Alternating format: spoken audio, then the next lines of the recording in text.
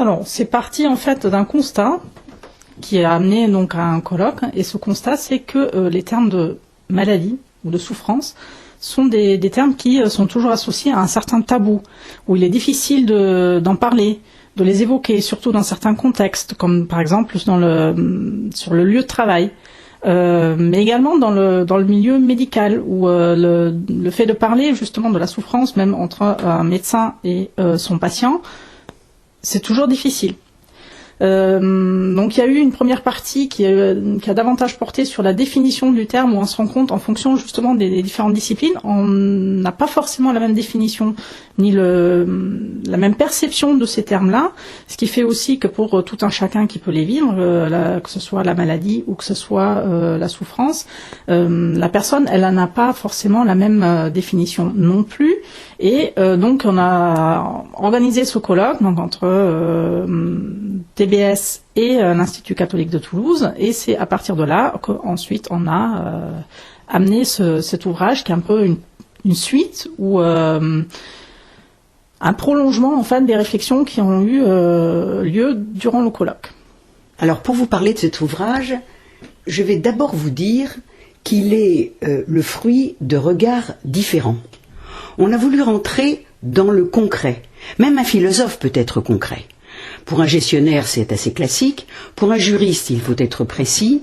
Pour un théologien, le concret, c'est aussi la relation, le type de relation. Donc dans cet ouvrage, eh bien, nous allons, il me semble, plus loin que le dire et le penser du chercheur. Nous apportons des idées, des touches qui peuvent interpeller tous ceux qui sont en contact avec la souffrance et la maladie, que ce soit dans un lieu de santé, que ce soit dans un lieu de travail, que ce soit dans une famille, que ce soit dans la société. Ce sont toujours des situations qui pourtant font partie de la vie quotidienne, de tout un chacun qui un jour peut être malade, peut être en souffrance. D'ailleurs que la souffrance soit physique ou psychologique, dans les deux cas c'est des souffrances. Mais ne pas pouvoir en parler, ne pas pouvoir le verbaliser, parce qu'il ne va trouver personne pour le dire et pour l'entendre. Le titre, vous comprenez, on l'a choisi parce qu'il est interpellant. Les non-dits. Alors, si ce sont des non-dits, cela veut dire que souvent, ce sont aussi des non-analysés, des non-réfléchis, des non-écrits.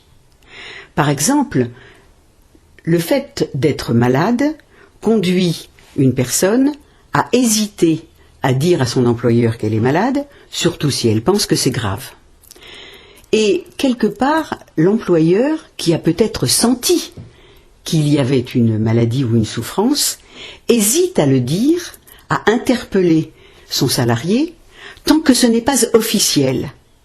Et au fond, c'est parce qu'il existe des textes juridiques qui expliquent ce à quoi a droit le souffrant, que l'on va pouvoir aborder par ce biais le non-dit.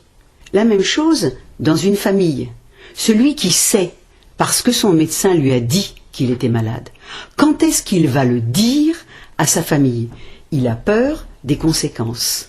Alors c'est peut-être à l'occasion d'une prière, à l'occasion d'une autre rencontre, que le non-dit va être verbalisé. Lorsque il s'agit d'une souffrance dans le milieu médical, par exemple, eh bien, là, ça va être un petit peu plus facile, sauf que, aujourd'hui, on nous dit toujours, vous êtes à quel niveau de douleur? Évaluez entre 1 et 10. Ça dépend de mon humeur, ça dépend de mon orgueil, ça dépend du regard de l'autre. Et au fond, dans cet ouvrage, eh bien, nous avons essayé de montrer que ces non-dits, on pouvait les contourner pour le bien-être de tous.